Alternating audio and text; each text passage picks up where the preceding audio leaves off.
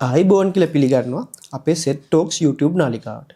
අපේ YouTube නාලිකාවේ උදාර කාන්තා වැඩසටහන යටතේ අපි පහුගිය සතියේ කතා කරා මදසරුභාවය. එහෙම නැත්නම් සබ්ෆර්ටිලිටි පිළිබඳ පුරුෂ පක්ෂයේ ප්‍රශ්න. එහෙම නැත්නම් පිරිමින්ගේ ප්‍රශ්න. ඉතින් එදා අපි කතා කරා හේතු කොහොමද වෙන්නේ වගේ දේවල් පිළිබඳව. ඉතින් අපි ඔබට පොරොන්දුවක් වුණා ප්‍රශ්න විතරක් කතා කරන්නේ නැතුව ඒවට තියෙන ප්‍රතිකාර ක්‍රමත් කතා කරනවා කියලා. ඉතින් ඒ ගැන කතා කරන්න අදත් අපිත් එක්ක එකතු වෙලා ඉන්නවා සුපුරුදු පරිදි ජ්‍යෙෂ්ඨ විශේෂඥ වෛද්‍ය මහාචාර්ය නවාස් ජිෆ්රිසන්. ඉතින් සර් අයිබෝන්. අයිබෝන්. ඒ කියන්නේ සුදුසුකම්ලත් විශේෂඥ වෛද්‍යවරයෙක්ට ශුක්‍රාණු සාම්පල් එකේ රිපෝට් එක බලලා තීරණය කරන්න පුළුවන් කොහෙද ගැටලු තියෙන නිසා ඒවට ප්‍රතිකාර ක්‍රම තියෙනවද සර්? හරියට හරි ප්‍රතිකාර ක්‍රම ගොඩක් තියෙනවා. දැන් අනිත් එක තමයි මේක අර මේ බැක්ටීරියා පස් සෙල්ස් කියන ඒවා තියෙන්න බෑ. බොහෝම ස්ටෙරයිල්. ඒ කියන්නේ හරිම විස බීජ වලින් තොර ස්ථානයක තමයි මේක හැදෙන්නේ. ධාතු සාම්පල් නේද? ධාතු කියන නම හැදිලා තියෙන ඒක නිසා කියලා අපි කතා වුණේ. ඒ වගේ ඒකෙදි එහෙම විස බීජ නැහැ. විස බීජ එහෙම තියෙනවා කියන්නේ ඒතකොට ඒ විස බීජ නැති වෙන්නටත් මේගොල්ලන්ට ඇන්ටිබයොටික්ස් ඒ වගේව දෙන්න වෙනවා. අන්න එතනදී වැදගත් මේ වතුර බොන්න කියන එක. දියර ගොඩාක් බොන්න ඕනේ. කියන්නේ අපි අඩු ගානේ අපි කියනවා ලීටර් 3ක් 4ක් උදේ ඉර පායපු වෙලා ඉඳලා ඉර බැහැලා යන වෙලාව වෙනකන් බොන්න ඕනේ. ඉතින් මේ ඔක්කොම ටික අර මං කිව්ව පේ වෙලා වගේ මේකට හොඳ එතකොට එළවලු පළතුරු කන්න ඕනේ. එතකොට විශේෂයෙන්ම අපි කියන තව එකක් තමයි තමන් ඉපදිච්ච රටේ තමන් ඉපදිච්ච ඒ රටේ තියෙන පසේ හැදෙන එළවලු පළතුරු තමයි වැඩියෙන් ආහාරයට ගන්න ඕනේ. දැන් ලංකාවේ කට්ටිය නම් ලංකාවේ හැදෙන එළවලු වේල් 3ටම කන්න කියනවා. ලංකාවේ හැදෙන පළතුරු වේල් 3ටම කන්න කියනවා. එතකොට ඒ වගේ මේ වතුර බොන්න කියනවා අපි. එන්න ඒ ටික කරොත් ඕකේ ශුක්‍රාණු වල සාම්පල් එකේ තත්ත්වය වැඩි දියුණු කරගන්න පුළුවන්. තව එකක් කියන්න ඕනේ මිතුන්. ඒ තමයි වැදගත්ම දෙයක් තියෙනවා. බිඳුවටම යන්න පුළුවන්. ඔක ඇසෝස්පර්මියා කියලා කියනවනේ. එක ශුක්‍රාණුවක්වත් නැති වෙන්න පුළුවන් පුංචි දෙයකිනුත්. එතකොට සමහර කට්ටිය එනවා සියදිවි හානි කරගන්න ලෑස්ති වෙලා එන්නේ. හරි එහෙම කට්ටිය ඉන්නවා. දැන් ඉතින් බොහොම සතුටින් බබාලත් එක්ක ඉන්නවා ඒගොල්ලෝ. ඒ එන්නේ සාම්පල් එක චෙක් කරා බිඳුවයි කියලා කිව්වා. ඒතකොට ඉතින් සියදිවි හානි කරගන්න හිතනවා මේ. එහෙම අවශ්‍ය නැහැ. මොකද උගුරේ අමාරුවක්. අපි සමහරකට අර උගුර පාදනවා කියන්නේ එහෙම කරන්නේ.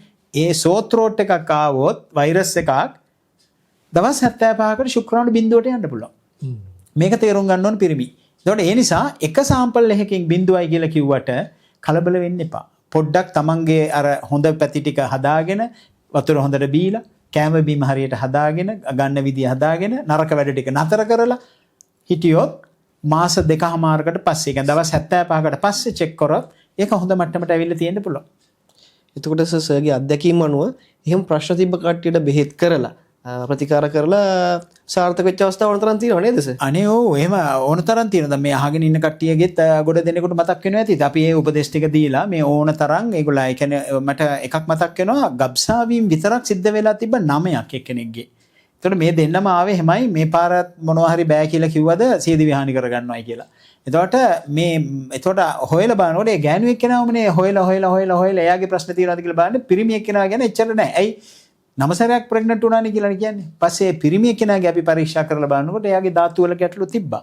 එයා දිගටම බුලත් කන එක්කෙනෙක්. එයා සිගරට් බොන්නේ නැහැ, රාරක්ක බොන්නේ නැහැ. ඒතර කවුරුත් අහන්නේ නැහනේ බුලත් සම්බන්ධ. මෙයා දිගටම බුලත් කන එක්කෙනෙක්. විට ගන්නවා. ඊට පස්සේ මම කිව්වා අනේ මේ පොඩ්ඩක් ඕක නතර කරලා මාස 3කට පරිස්සම් වෙමු. ඊට පස්සේ දත් ටික හොඳට සුද්ධ කරගනිමු. ඊට පස්සේ චෙක් කරලා බලනකොට හොඳයි යාගේ සාම්පල් එක. ඊට පස්සේ දැන් ඒගොල්ලන්ට දරුවෝ 3 දෙනෙක් ඉන්නවා. ඊට අමතරව අපි ඔය කියන්නේ ඉරෙක්ටයිල් ඩිස්ෆන්ක්ෂන්. එහෙම නැත්නම් ශිශ්නයේ ප්‍රාණවත් වීමේ ගැටලු.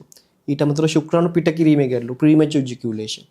ඒවට තියෙන ප්‍රතිකාර ක්‍රම මොනවද සර්? ඔව්නේ. දැන් ඒක එතකොට අපි බලා ගන්න ඕනේ ඔය කියපු ලිංගික බෙලහීනතාව ටික ඔය කිව්වේවා. ඒ දුර්වලතාවලට Tamanට තියෙන NCD එන්න පුළුවන් නේද? ඒ කියන්නේ බෝනවන රෝගී තත්ත්ව නිසා විශේෂයෙන්ම දියවැඩියාව. එහෙම නේද? විශේෂයෙන්ම දියවැඩියාව. Tamanට අපි මිතුන් ගොඩාක් කට්ටියගේ අපි ඩයග්නෝස් කරා අපි තමයි රෝග විනිශ්චය කරේ ඔයාලට දියවැඩියාව තියෙනවායි කියන එක ප්‍රශ්නේ මේ වගේ බබාලා නැහැ කියාගෙන ආවේ ඊට පස්සේ අපි චෙක් කරලා බලනකොට මෙයාට දියවැඩියාව තියෙනවා. එයා දන්නේ නැහැ දියවැඩියාව තියෙනවායි කියලා. එතකොට මේ ලිංගික බලහීනතා අංක 1 හැටියට එන්න ඉඩ තියෙනවා මේ දියවැඩියාව තත්ත්වයේදී. එතකොට දියවැඩියාව අපි පාලනය කර ගන්න ඕනේ. ඒ වගේ ආසාදන තියෙනවා නම් ආසාදන වලට අපි බේත් දෙන්න ඕනේ. ඒ වගේ ප්‍රෙෂර් එක තියෙනවා නම් තවත් වෙනත් රෝගී තත්ත්ව තියෙන්න පුළුවන්. ඒවා හරිම පහසුයි ඉතින් හොයලා මේකට ප්‍රතිකාර දුන්නාම හරි. ඉතින් මම මේ කියන්න ඕනේ බෙහෙත් වලට පමණක් ඉඩ දීගෙන බෙහෙත් වලින් විතරක් ශුක්‍රාණු ටික හොඳට හදා ගන්න පුළුවන් කියලා හිතන්න එපා. අර අපි කිව්වා වගේ තමන්ගේ චර්යාව, ආහාර රටාව, අනිකුත් ව්‍යායාම් කරන එක තරබාරුව නම් ඒක මහත අඩු කරගන්න ඕනේ. කෙට්ටුයි නම් ඒක හරි ගස ගන්න ඕනේ මේ නිවැරදි ගානට ප්‍රශස්ත බරට නේද? ඒ වගේ ඔක්කොගේම එකතුවකින් තමයි ඔය කියන ධාතුව නියම මට්ටමට එන්නේ. එතකොට එහෙම ප්‍රශ්න තියෙන කට්ටියට අර අපි කියන්නේ IUI කරන්න පුළුවන් ICSI කියලා අලුත් තාක්ෂණික ක්‍රම තියෙනවා. ඒව ගැන පොඩ්ඩක් අපි දැනුවත් කරොත් අපේ ප්‍රේක්ෂකයින්ව. ඔව්. දැන් මේකෙදි ඊට පස්සේ දැන් සමහර කට්ටියට තියෙනවා දැන් මේ ශුක්‍රාණු වලට අර අපි කිව්වා වගේ දැන් වේගෙන් පීනල යන්න ඕනේනේ. ඒතකොට එහෙම යන්නට නොහැකියාවක් තියෙනවා නම් ටික දෙනයි යන්න පුළුවන්. අපි තමු 10%ක් හෝ 5%ක් විතර තමයි පුළුවන්. එතකොට අපිට ඒ අයට බබෙක් හදාගන්න බෑනේ. මොකද ගැප් ගෙලගාව ලොකු සටනක් යනවා. ඕකේ.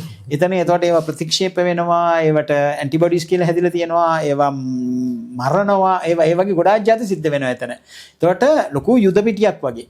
එතකොට ඒකෙනුත් බේරිලා ඇතුළට යන්නට තරම් සමහර ඒවායි ක්වොලිටි එක මදි. එතකොට අන්න ඒ අයගේ අපිට පුළුවන් ලැබ් එකේදී ඒ ධාතු සාම්පල් එක දුන්නම පොඩි රේස් එකක් වගේ තියෙනවා. කෙමිකල් රසායනික ද්‍රව්‍ය හරහා රේස් එකක් වගේ. ඒතර ඉස්සරහම අර වේගෙන් එන ටික වෙන් කරලා ගන්නවා අපි. ඒ අරගත්තම එතන හොඳ කට්ටිය විතරයි ඉන්නේ. අර අනිත් B C D කියන ඒ කට්ටිය නෑනේ. මෙය ගියේවයි අර මේවා හොඳට පීරන්න පුළුවන් කට්ටිය හොඳට තෝරලා ගන්නවා. හරියට හරි. ඉස්සරහම එන කට්ටිය තෝරලා ගන්නවා. අරගෙන ඒකට තවත් හොඳ පෝෂ්‍ය පදාර්ථත් එකතු කරලා බිඳුවක් හදා ගන්නවා. අන්න ඒ බිඳුව નિયમિત දවස්වලට අපි බබා මෙයාගේ ගර්භාෂයට ඒ බිරිඳගේ ගර්භාෂයට තැම්පත් කරනවා. ඒක තමයි ඔය IUI කියන ධාතු තැම්පත් කරනවා කියලා කියන්නේ ඒකයි. එතකොට ඒකේ සාර්ථකභාවය gederදී එකට එකතු වෙනවට වඩා අනිවාර්යයෙන්ම වැඩි.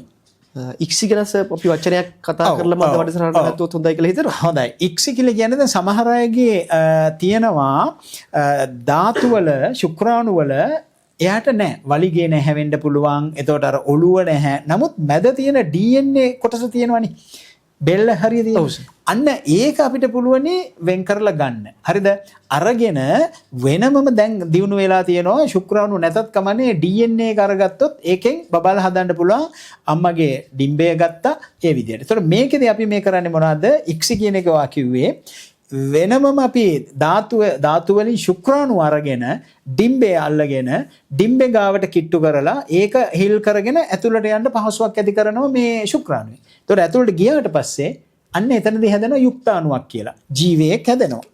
ඒ ජීවය ඊට පස්සේ නැවතත් අපි ලැබ් එකේ අවශ්‍ය ප්‍රමාණයට හදාගෙන සෛල කීපයකට එන්න ඇරලා ඊට පස්සේ ඒක තැම්පත් කරනවා මේ ඒ මවගේ කුසේ. ඉතින් බොහොමත්ම ස්තුතියි සර්. මම හිතන්නේ අපේ ප්‍රේක්ෂකයන්ට වැදගත් වැඩසටහනක් තමයි අද ගොඩාක් තොරතුරු දැනගන්න ලැබුණා. ගොඩාක් දැනුම ලැබෙන්නේ නැති. ඉතින් අපි ප්‍රාර්ථනා කරනවා කිරිසීනේ බලාපොරොත්තු වෙන හැම දෙමාපියෙක්ගේම හැම යුවලකකම බලාපොරොත්තු සාර්ථක වෙන්න කියලා. ඉතින් ඔබට මොන හරි ගැටලුවක් තියෙනවා නම් විශේෂඥ වෛද්‍යවරයෙක් හමු වෙලා දැනුම ලබා ගන්න, ප්‍රතිකාර ලබා ගන්න. ඉතින් සර් එහෙනම් බොහොම ස්තුතියි. අපි නැවත දවසක හමු වෙමු. සියලු දෙනාටම අයබෝවන්. අයබෝවන්.